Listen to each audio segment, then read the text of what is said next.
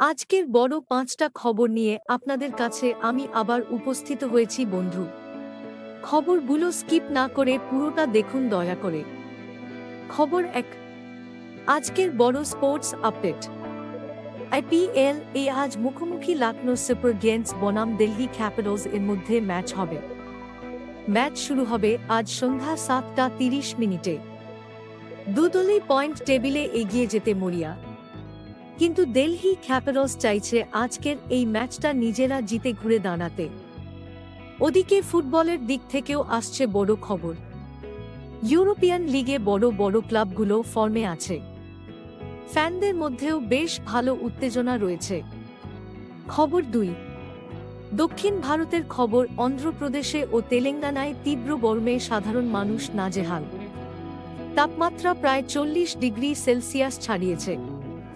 এখানকার সরকার স্কুল ও কলেজের সময় পরিবর্তন করার কথা ভাবছেন। অন্যদিকে তেলেঙ্গানাতে নতুন নতুন আইটি বিনিয়োগ আসছে।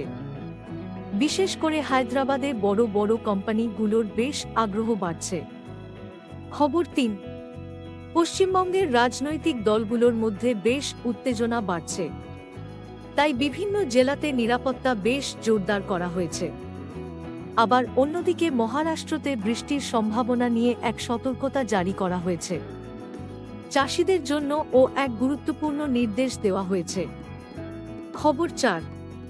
আন্তর্জাতিক ক্ষেত্রে বড় খবর।